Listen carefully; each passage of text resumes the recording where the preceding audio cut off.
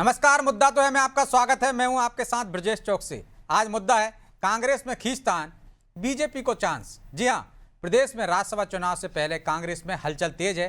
Party के भीतर अब राज्यसभा टिकट को लेकर खुली खींचतान सामने आने लगी है। पूर्व मंत्री सज्जन सिंह वर्मा ने राज्यसभा जाने की इच्छा जाहिर करते हुए ऐसा बयान दे दिया जिसने कांग्रेस की अंदरूनी राजनीति को फिर सुर्खियों में ला दिया। वर्मा ने कहा कि अगर उन्हें राज्यसभा भेजा गया तो कई नेताओं की दुकानदारी बंद हो जाएगी। तो कांग्रेस की बैठकों में भी कार्यकर्ता कांग्रेस नेतृत्व पर सवाल उठा रहे हैं। इधर कांग्रेस के भीतर मची इस खींचतान को बीजेपी मौके के तौर पर देख रही है, लिहाजा वो तीसरा उम्मीदवार उतारने की तैयारी में है। कुल मिलाकर राज्यसभा चुनाव से पहले सियासी बयानबाजी चरम पर है, जिसकी वजह से कई सवाल खड़े हो रहे हैं। उन सवालों को भी हम उठाएंगे, लेकिन पहले देखिए रिपोर्ट।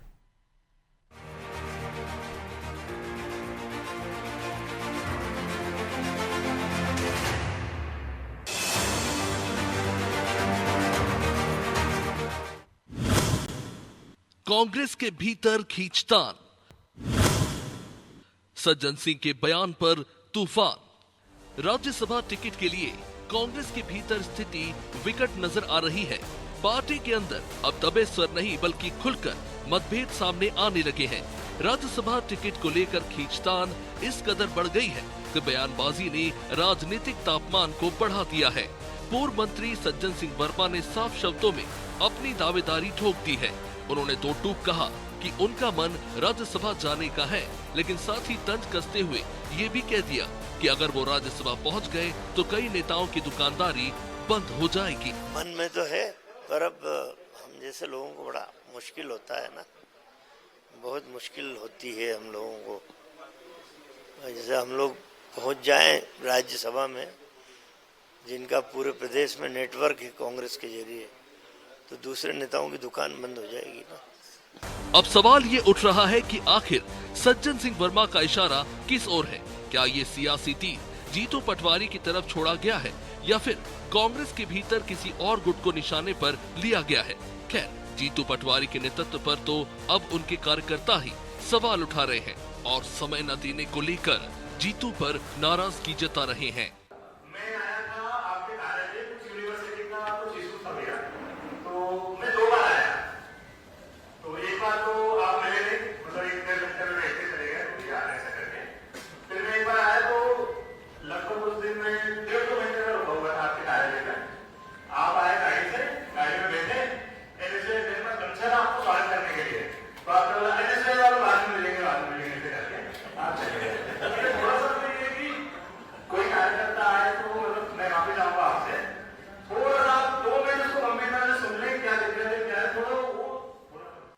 कांग्रेस की इसी अंदरूनी खींचतान पर अब बीजेपी नजर गड़ाए बैठी है। सियासी गलियारों में चर्चा है कि बीजेपी इस मौके को भुनाने के लिए तीसरा उम्मीदवार मैदान में उतार सकती है, ताकि कांग्रेस की टूट और असंतोष का सीधा फायदा चुनावी नतीजों में लिया जा सके। लिहाजा बीजेपी ने राज्यसभा चुनाव को लेकर रणनीतिक बैठकों का दौर भी शुरू कर दिया है। कांग्रेस पार्टी की रीति नीति में खोट है, इसलिए कार्यकर्ता से लेकर विधायक तक सभी असंतुष्ट हैं। राज्यसभा चुनाव के पहले ही कांग्रेस का बिखराव सतह पे दिख रहा है। ऐसे में अगर किसी तरह की संभावना बनेगी, भारतीय जनता पार्टी निश्चित ही नजर रखेगी। चुनाव नंबर का गेम होता है, अगर संभावना होगी तो हम तीसरी सीट के लिए भी प्रयास करेंगे। लेकिन कांग्रेस पार्टी में जिस तरह से सज्जन सिंह वर्मा अपनी दावेदारी कर रहे हैं, अन्य नेता भी दावेदारी कर रहे हैं, स्पष्ट तौर पर दिख रहा है कि कांग्रेस के विधायक खेमेबाजी के तहत वोट करेंगे। वो मध्य प्रदेश में 19 जून को राज्यसभा की 3 सीटें खाली हो रही हैं, जिनमें से 2 सीटें फिलहाल बीजेपी के पास हैं, जबकि 1 सीट कांग्रेस के खाते में है। लेकिन दिग्विजय सिंह के इनकार के बाद कांग्रेस में सियासी समीकरण पूरी तरह बदल गए हैं। सज्जन सिंह वर्मा का खुलकर दावा करना जहां एक तरफ उनकी महत्वाकांक्षा को दिखाता है, तो वहीं दूसरी ओर पार्टी की अंदरूनी गुटबाजी को भी उजागर करता है। खैर, अब देखना दिलचस्प होगा कि कांग्रेस इस सियासी संकट से कैसे उबरती है और क्या बीजेपी वाकई इस मौके का फायदा उठाकर राज्यसभा की बाजी अपने नाम कर पाती है। ब्यूरो रिपोर्ट, अनादि टीवी।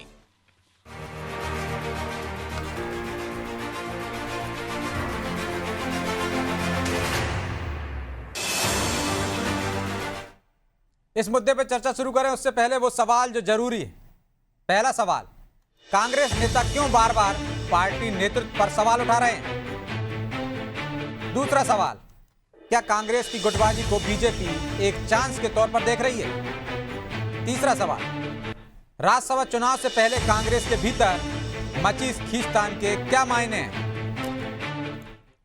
चलिए इन सवालों के साथ इस मुद्दे पर चर्चा शुरू करते हैं। चर्चा में हमारे साथ मौजूद हैं बीजेपी प्रवक्ता ब्रजगोपाल लोया, कांग्रेस नेता अंबिका शर्मा और वरिष्ठ पत्रकार रमेश शर्मा। आप तीनों का बहुत बहुत स्वागत है। और अंबिका जी, शुरुआत आपसे ही करते हैं। सज्जन सिंह वर्मा कह रहे हैं उनके मन में भी है राज्यसभा जाना, लेकिन प्रदेश में जिनका नेटवर्क है उनकी दुकान बंद हो जाएगी। किसकी तरफ इशारा कर रहे हैं? जीतू पटवारी की तरफ। कौन चला रहा है दुकान? देखिए प्रदेश जी, दुकान हम लोग चलाते हैं, हम लोग तो जनसेवा करते हैं, बात सुनना है। तो आप फिर जनता पार्टी की बात करिए। ये व्यवसायी पार्टी है, दुकानें खोलने में विश्वास रखते हैं। और आपकी आवाज स्पष्ट नहीं आ रही अंबिका जी। बात कर्मामय तरीके से पार्टी की मर्यादा को ध्यान में रखकर कोई भी कार्यकर्ता कह सकता है। और सज्जन सिंह वर्मा ने अगर अपनी इच्छा व्यक्त कर दी, वर्मा एक जिम्मेदार प्रदेश के नेता है, तो उसमें कौन सा नहीं, इच्छा व्यक्त करने में कोई आपत्ति नहीं है अंबिका जी। इस पे मुझे नहीं लगता कि ना दर्शकों को आपत्ति होगी ना बीजेपी को आपत्ति होगी, लेकिन एक शब्द पर आपत्ति है कि जिनकी दुकान चल रही है उनकी दुकान बंद हो जाएगी। देखिए सज्जन सिंह वर्मा ने अपनी इच्छा व्यक्त की है, इसमें तो बिल्कुल पार्टी को कोई शिकायत नहीं है इस बात से। और सज्जन सिंह वर्मा ने दुकान चलने का जो अभियान लिया है वो किस संदर्भ में कहा है ये तो सज्जन सिंह वर्मा ही जान सकते हैं। लेकिन हम भारतीय जनता पार्टी नहीं है, वहां पर जो अपनी इच्छा व्यक्त करते हैं उनको बिल्कुल बर्फ में लगा दिया जाता। हम याद दिलाना चाहते हैं, एक बार शीतला सहाय जी ने हाईकमान की इच्छा के विरोध में भारतीय जनता पार्टी अध्यक्ष बनने की कोशिश की थी, तो फिर उनको बिल्कुल हाशिए पर ला दिया गया और उनका व्यक्तित्व पूरी तरह विलीन हो गया। हमारे पास मैजिक नंबर है, हम पूरी तरह से आश्वस्त हैं। एक सीट राज्यसभा क्या नंबर है? आज एक आपके विधायक जेल चले गए हैं अंबिका जी, एक और विधायक जेल चले गए। मुकेश मल्होत्रा वोट नहीं डाल सकते हैं, निर्मला सप्रे पर वैसे ही असमंजस है, और जो राजेंद्र भारती जेल चले गए तिहाड़ आज। इनके मंसूबे कभी पूरे होने वाले नहीं है। देखिए नैतिकता और शुद्धता की बात तो जब होती है जब ये लोग कहते हैं कि केवल 2 लोग लड़ाएंगे। इनके मन में थोट है एक तीसरा व्यक्ति लाना चाहते हैं, जबकि वास्तविकता ये है कई भारतीय जनता पार्टी के विधायक, कई भारतीय जनता पार्टी के वरिष्ठ नेता हम लोगों के संपर्क में, कांग्रेस के संपर्क में, कहीं उल्टा गेम ना हो जाए, कहीं इनके यहाँ भूचाल ना आ जाए। कह रहे हैं आपके नेता प्रतिपक्ष कहते हैं कि हमारे यहाँ विधायकों से वो ले जाना चाहते हैं या उसमें फूट डालने की कोशिश कर रहे हैं। आप कह रहे हैं उल्टे उनकी तरफ है। आप देखते जाइए, इनका पाप का घड़ा फूट चुका है और इस राज्यसभा चुनाव में ही ये सब स्पष्ट हो जाएगा। अभी तो इनके दिमाग में जो खुरापात चल रहा है ना, षड्यंत्र चल रहा है कि हम किसी सीट पे ले जाएंगे खरीद फरोख्त करके, ठीक है, कुछ भी होने वाला नहीं। लोया जी वो कह रहे हैं आपके मंसूबों पर पानी फिर जाएगा। क्या आप जो कांग्रेस के अंदर गुटबाजी दिख रही है, एक विधायक को आज जेल भेज दिया गया, एक को वोट का अधिकार नहीं है, एक आपके पाले में ही है, तो क्या आप कोई चांस देख रहे हैं इस गुटबाजी से? आवाज नहीं आ रही आपकी, अनम्यूट कर लीजिए। भारतीय जनता पार्टी का जहां तक प्रश्न है, तो हम किसी भी चुनाव होता है और चुनाव में जो विजेता होता है वही विजेता होता है, एक बात। दूसरी बात, चिंता तो उन्हें होनी चाहिए जो अपने ही दल के विधायकों को संभाल कर नहीं रख पा रहे। बड़ा दुर्भाग्य, कांग्रेस को बड़े आत्ममंथन की आवश्यकता है कि कांग्रेस के एक विधायक हाई कोर्ट में शपथ पत्र देकर कह रहे हैं कि मैं कांग्रेस में हूं, और कांग्रेस पार्टी कह रही है कि वो कांग्रेस में नहीं है। इससे ज्यादा दुर्भाग्य किसी पार्टी का क्या होगा। मुकेश मल्होत्रा आयोग ने, इसके अलावा एक राजेश पटेल जी हैं, जो राजेश यादव जी हैं, उन्होंने तो राहुल गांधी को चिट्ठी लिखी है कि हमारे भले ही 62 विधायक हैं मगर परिस्थितियां ऐसी हैं कि 58 वोट मिलना भी बहुत मुश्किल है। तो ये बड़ा दुर्भाग्यपूर्ण स्थिति है। जीतू पटवारी से कांग्रेस संभल नहीं रही है। और जो सज्जन सिंह वर्मा ने कहा है तो ये देखिए कांग्रेस की बहुत पुरानी संस्कृति है ब्रजेश जी, कि जो हार जाते हैं वो राज्यसभा जाना चाहते हैं। दिग्विजय सिंह हारे थे, वो राज्यसभा चले गए। अशोक सिंह हारे थे, वो राज्यसभा चले गए। जीतू पटवारी हारे हैं, वो भी राज्यसभा जाना चाहते हैं। जो सज्जन सिंह वर्मा है वो भी हारे हुए विधायक हैं, तो वो भी राज्यसभा जाना चाहते हैं। तो राज्यसभा को कांग्रेस ने उन लोगों का स्थान मान लिया है जिन्हें जनता ने नकार दिया है, जबकि राज्यसभा इस देश के लोकतंत्र का उच्च सदन है। वो उच्च सदन में कांग्रेस कैसे लोग भेजना चाहती है? और जो सज्जन सिंह जी की जो भावना उन्होंने व्यक्त की है कि यदि हम राजनीति में सक्रिय हो जाएंगे तो कई लोगों की राजनीति की दुकान बंद हो जाएगी। तो ये दुकान शब्द बहुत महत्वपूर्ण है कि किसकी दुकान चल रही है। क्या जीतू पटवारी कांग्रेस चलाने के बजाय दुकान चला रहे हैं? ये जो व्यावसायिकता है कांग्रेस की, ये कांग्रेस को पीछे कर रही है। और ऐसे बहुत लोग हैं जो हाशिए पर जा रहे हैं। मगर मेरा फिर भी एक बात कहना है कि कांग्रेस अपनी गलतियों का ठीकरा भारतीय जनता पार्टी पर ना फोड़े। हमें कांग्रेस के विधायकों के सहयोग की आवश्यकता नहीं है। हमें जनता ने बहुत बड़ा बहुमत दिया है, परंतु यदि कांग्रेस अपने विधायकों को कोई विचारधारा, कोई काम और कुछ भी नहीं दे पाएगी। बताइए हेमंत कटारे जी के साथ क्या हुआ विधानसभा में, कि उन्होंने जिन विधायकों की सूची दी उस सूची को उमंग सिंगार जी ने हटा दिया। अब आप उपनेता को अगर इतना भी वैल्यू नहीं देंगे तो क्या वो आपके दल में उनकी निष्ठा रहना चाहिए? तो ये ऐसे बहुत सारे प्रश्न हैं। कांग्रेस के बहुत विधायक हैं जो कांग्रेस से असंतुष्ट है। एक विधायक और कह दूं, अभिजीत शाह मकड़ाई, उन्होंने क्या गलत किया?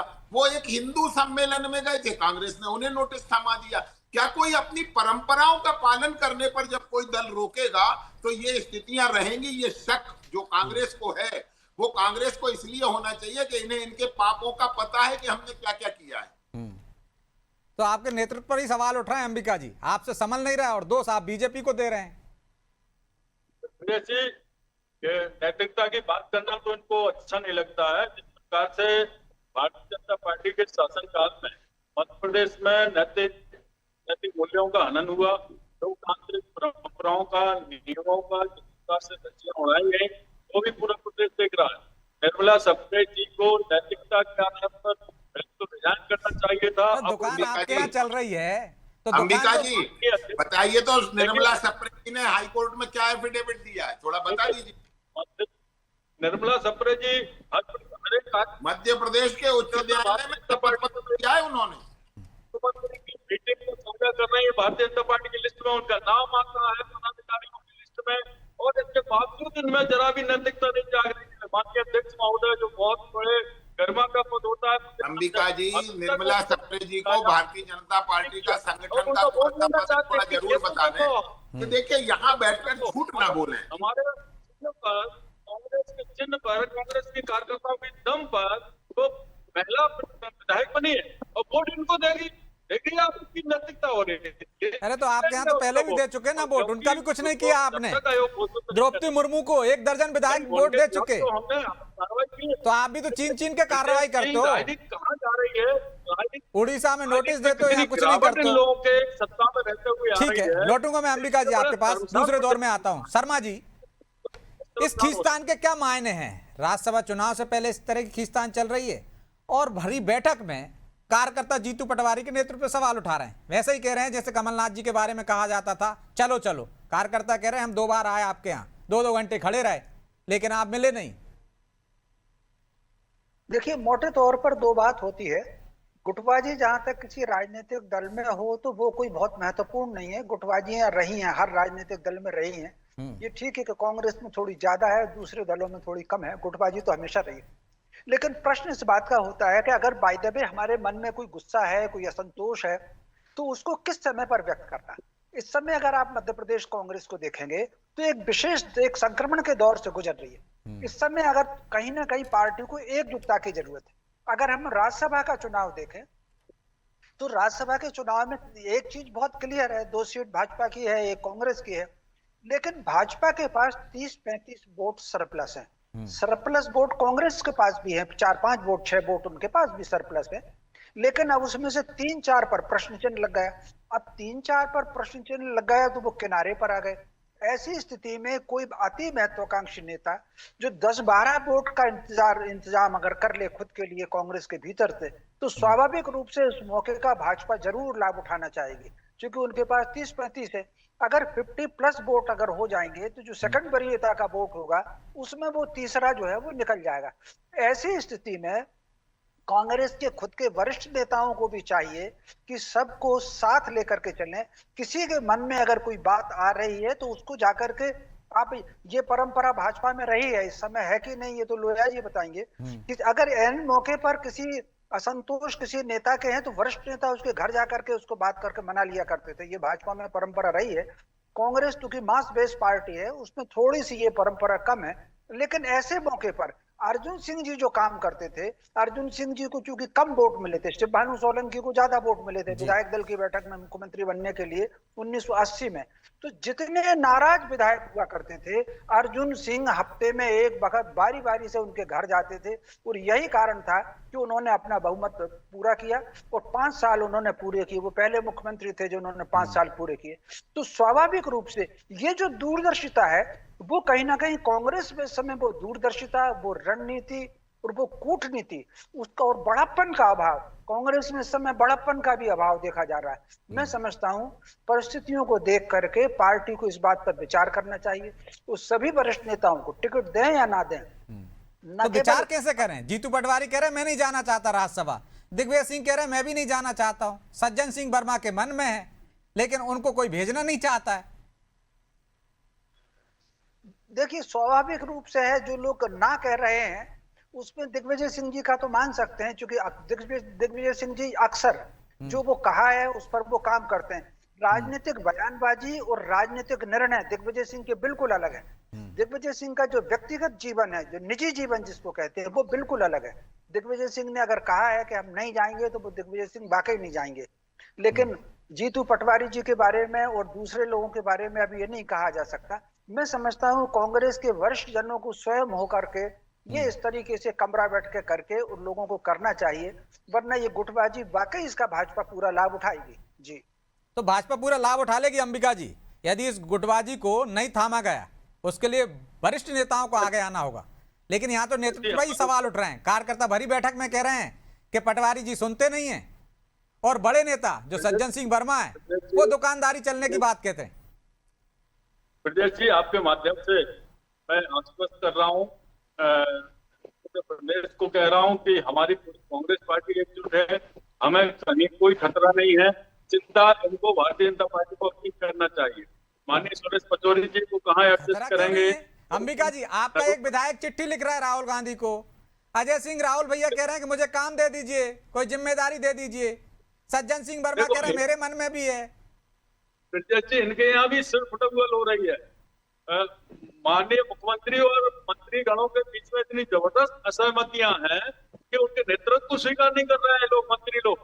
सब जगह अभी तक निगम मंडलों के अध्यक्षों की नियुक्ति नहीं कर रहे हैं। इधर हमारे ज्योतिराज, लेकिन वहां कोई ऐसा बयान नहीं दे रहा है ना सड़क पर आकर। इस बात से और आप मान रहे हैं कि यदि वहां पे गुटबाजी है, वहां नेतृत्व स्वीकार नहीं कर रहे, तो आपके यहाँ भी नेतृत्व स्वीकार नहीं कर रहे हैं, ये मान रहे हैं।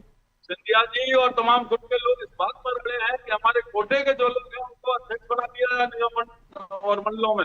वो आज इनके सिर फुटबॉल हो रही है, उनको अपनी चिंता करना चाहिए। कांग्रेस में कई अपडाउन देखे हैं, कई दौर से गुजरी है, इसके बाद फिर कांग्रेस एक नई ऊर्जा के साथ खड़ी हुई है। हम लोग बिल्कुल विचलित नहीं है, हम पूरी तरह से एकजुट हैं। और आने वाले राज्यसभा चुनाव में जो हमारी पार्टी तय करेगी वो व्यक्ति निर्वाचित घोषित होगा। चाहे जितना भी षड्यंत्र कर लें, जितने भी गोली लगा लें, जितने भी प्रलोभन दे लें, जितने भी षड्यंत्र चाले चल लें, कुछ भी होने वाला नहीं है। तो कुछ नहीं होने वाला लोया जी, आप कितनी भी षड्यंत्र कर लीजिए, कितनी भी चालें चल लीजिए। नहीं, मैं तो देखिए, हम तो फिर से कह रहे हैं कि हम तो कांग्रेस को इसकी बधाई देते हैं कि उनके 63 विधायक जीते थे। अगर उन्हें 58 वोट मिल जाए तो इसमें प्रसन्नता किस बात की, मुझे ये समझ नहीं आता। आप भारतीय जनता पार्टी के बारे में देखिए कि हमारे 35 सरप्लस वोट हैं, इसके बावजूद हमें कोई चिंता नहीं है, क्योंकि हमें मालूम है कि भारतीय जनता पार्टी का कोई भी कार्यकर्ता या विधायक जो पार्टी की लाइन होगी उससे पृथक नहीं जाएगा। मगर एक अभी विशेष शब्द का प्रयोग आदरणीय रमेश शर्मा जी ने भी किया था। उन्होंने कहा था कि गुटबाजी हमेशा रहती है राजनीति में। देखिए, बिल्कुल निश्चित है, मतभेद होना राजनीति की स्वाभाविक प्रक्रिया है कि किसी भी काम को लेकर मत भिन्नता हो सकती है, परंतु पार्टी के निर्णय से पृथक जाना जो अनुशासनहीनता कहलाता है वो कांग्रेस पार्टी में होता है। एक और बात है, जो गुटबाजी बार बार खत्म करने की बात मध्य प्रदेश कांग्रेस की बात हो रही है, तो ये कहना क्या चाहते हैं, जीतू पटवारी और उमंग सिंगार ये कहना चाहते हैं कि कमलनाथ का गुट छोड़कर हमारे गुट में आ जाओ, दिग्विजय सिंह का गुट छोड़कर हमारे गुट में आ जाओ, और इन्होंने अजय सिंह राहुल भैया का और अरुण यादव जी का, इनका तो राजनीतिक वजूद खत्म कर दिया है, उनके गुट में कोई नहीं बचने दिया है। तो ये जो कांग्रेस की स्थितियां हैं कि गुटबाजी समाप्त नहीं करनी है, नहीं उस गुट में मत रहिए, मेरे गुट में आइए, ये जो कांग्रेस की परंपरा है ये कांग्रेस को प्रभावित कर रही है। एक और बात कहता हूं, अंबिका जी अभी आप कह रहे थे कि कांग्रेस में हमें बिल्कुल विश्वास है। देखिए ये अविश्वास कहां से आता है। महाराष्ट्र में एक मुस्लिम विधायक ने आपको वोट नहीं दिया कांग्रेस के उम्मीदवार को। मुस्लिम जानबूझ के जोड़ रहा हूं क्योंकि ये आपका परंपरागत मतदाता है।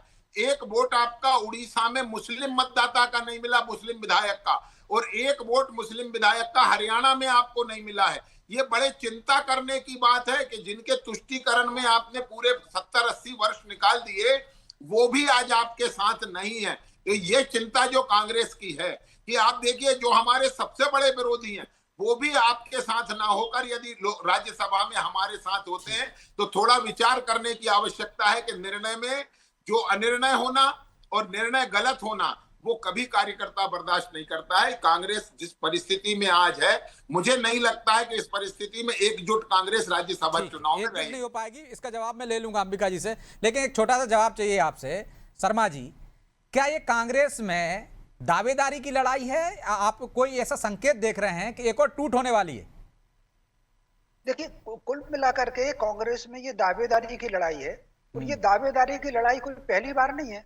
आप अगर देखेंगे तो वो जो नरम दल और गरम दल गुट बने थे वो दावेदारी के कारण ही तो बने थे। सुभाष चंद्र बोस और गांधी जी के बीच में जो मतभेद हुए थे वो भी दावेदारी के कारण। और एक समय तो कांग्रेस में ऐसा आया कि कांग्रेस ने कार्य समिति ने अधिकृत रूप से राष्ट्रपति उम्मीदवार तय किया और उसके विरुद्ध प्रधानमंत्री जी ने सारे विधायकों को कहा कि आत्मा की आवाज पर वोट करिए। तो पार्टी का अधिकृत उम्मीदवार हार गया और दूसरा उम्मीदवार जीता, और उसके बाद जो है वो इंदिरा जी फिर अध्यक्ष भी बनी और प्रधानमंत्री भी बनी। तो कांग्रेस में हमेशा गुटबाजी का दावेदारी रही है। श्यामाचरण जी ने अगर विद्रोह किया था तो वो केवल इसलिए कि दावेदारी के कारण ही था। अर्जुन सिंह जी को अगर 80 में मुख्यमंत्री नहीं बनाया जाता तो वो विद्रोह नहीं होता। तो स्वाभाविक रूप से कांग्रेस में जो दावेदारी का संघर्ष हमेशा रहा और वो दावेदारी का संघर्ष आज भी है। इसको अगर हम सकारात्मक तरीके से देखें तो क्योंकि जो मैंने पहले कहा है कांग्रेस मास बेस्ड पार्टी है और उसमें इस तरह के दावेदारी का संघर्ष होना बहुत स्वाभाविक है। ठीक है, तो दावेदारी का संघर्ष तो हमेशा होता रहा अंबिका जी, लेकिन एक जो आरोप लगाया उन्होंने कि तुष्टीकरण की राजनीति आप करते रहे अब तक 60-70 सालों, और जो आपका मूल जो आपका कोर वोट बैंक था वो ही जा रहा है। जो मुस्लिम कभी बीजेपी को वोट नहीं देना चाहते वो दे रहे हैं। देखिए ब्रजेश जी, निश्चित रूप से हमारी पार्टी इस पर विचार करेगी, आत्ममथन करेगी, लेकिन हमारा निवेदन ये है, अभी भारतीय जनता पार्टी के प्रवक्ता एक है कि हम हमारे पटवारी जी यादव के गुट को कमजोर कर, भैया के गुट को कमजोर कर। अंबिका जी ये कांग्रेस की बैठक में आपका कार्यकर्ता कह रहा है। सही बात तो ये है कि हमारे, देखिए मैं डिस्टर्ब नहीं किया, मेरी बात पूरी हो जाती है, मैं आपको डिस्टर्ब करूंगा। वो कह रहे हैं कि बीजेपी आरोप नहीं लगा रही है, ये आपका कार्यकर्ता खुद कह रहा है। मेरी आप बात सुन लीजिए, मैं बात कह लेना, डिस्टर्ब मत करिए, आप सीनियर व्यक्ति। देखिए मैं निवेदन कर रहा हूँ, जीतू पटवारी जी की ये कोशिश है कि पार्टी का कार्यकर्ता पार्टी की विचारधारा के प्रति पूरी तरह प्रतिबद्ध होकर पार्टी के प्रति समर्पित होकर काम करे। अगर इसमें भारतीय जनता पार्टी को ये लगता है कि हमारे गुटों को कमजोर करना का काम, भारतीय जनता पार्टी को नहीं लग रहा ना, आपके कार्यकर्ता ही सवाल उठा रहे हैं। लेकिन मैं माफी चाहता हूं क्योंकि समय की बाध्यता है, इसलिए चर्चा को यहीं विराम देना होगा। आप तीनों का बहुत बहुत धन्यवाद। तो कांग्रेस में अंदर से ही आवाज उठ रही, कार्यकर्ता नेतृत्व पर सवाल उठा रहे हैं कि वो समय नहीं दे रहे हैं। बड़े नेता कह रहे हैं कि वो राज्यसभा जाना चाहते हैं, लेकिन उससे कई लोगों की दुकान बंद हो जाएगी। तो सज्जन सिंह वर्मा किसकी तरफ इशारा कर रहे हैं? कांग्रेस में एक खींचतान क्या सड़क पर नजर आएगी? क्या इससे एक और टूट होगी, या जो दावेदारी की लड़ाई और संघर्ष शुरू से रहा है उसमें यह वैसा ही संघर्ष है? ये तो आने वाला समय बताएगा। बहरहाल मुद्दा तो है, मैं इतना ही, मुझे दीजिए इजाजत और आप देखते रहिए अनाजी टीवी। नमस्कार।